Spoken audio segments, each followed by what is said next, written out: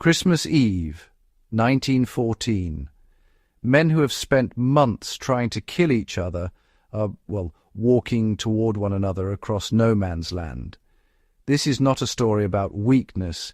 It is a story about the human instinct to survive, physically, psychologically, practically, in the most unforgiving environment conceived by modern warfare. Welcome to Fieldcraft Chronicles, where today we uncover the forgotten fieldcraft that kept ordinary men alive in extraordinary conditions. The trench, a world built from nothing. A frontline trench was not a single ditch. It was a labyrinthine network of channels, dugouts and fire steps stretching hundreds of miles across France and Belgium. Walls shored up with timber, riveting and sandbags took weeks to perfect. A poorly built wall was a death sentence. Underfoot, duckboards kept boots above standing water. When none were available, soldiers improvised with broken crates and bundled sticks. Elevation from the ground is survival, not comfort. Trench foot proved it, claiming tens of thousands who failed to grasp this.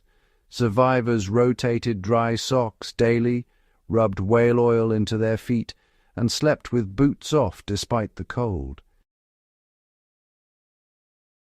Shelter. Within the shelter. The dugout. Deeper into the earth, soldiers carved dugouts. Underground rooms of reclaimed timber and corrugated iron sunk at least 2 meters below the trench floor to survive a direct shell hit. Ventilation shafts prevented toxic gas build-up. Sleeping platforms kept bodies off frozen earth. Candles doubled as gas detectors. A guttering flame in still air meant reach for your respirator. Straw and dried grass packed into timber gaps provided insulation as effective in the Belgian soil as in any forest lean-to. Fire, food and water, sustaining life under scarcity was, honestly, a daily ordeal. An open flame above the parapet invited a sniper's bullet within seconds.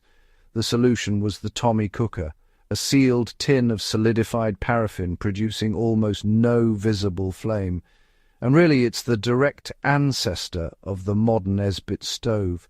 Food arrived cold and unrecognizable after ration parties carried it through shell fire to the front. Veterans rationed hardtack and bully beef methodically across the day. Discipline, every survivalist knows, is critical when resupply is uncertain. Water was the gravest challenge. The ground was poisoned with chemical runoff and decay. Soldiers stretched ground sheets between stakes to collect rainwater, letting it settle before drinking.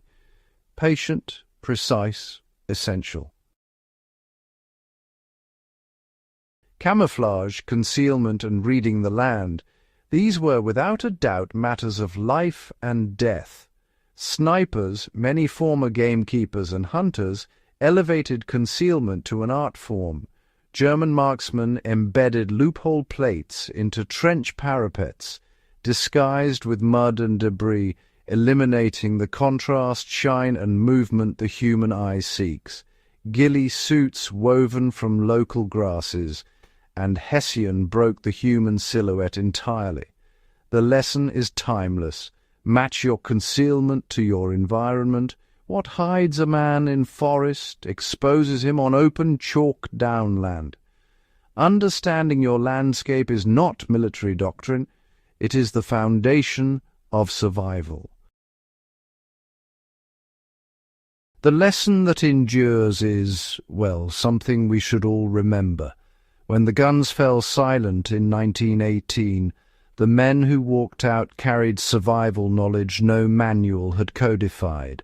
The French mutineers, the Russians who laid down their arms, the men who met at Christmas in no man's land, all expressed the same truth. The will to live, paired with practical craft, is the most powerful force in any landscape. Every shelter you build, every water source you purify, Every fire you manage with discipline, you are practicing the fieldcraft that brought those men home. Subscribe to Fieldcraft Chronicles and share this video with the history lovers and survivalists in your life. Leave a comment below. Which trench technique surprised you most? Together we keep the craft alive. Stay sharp, stay prepared. See you in the field. Fieldcraft Chronicles. History, survival, craft.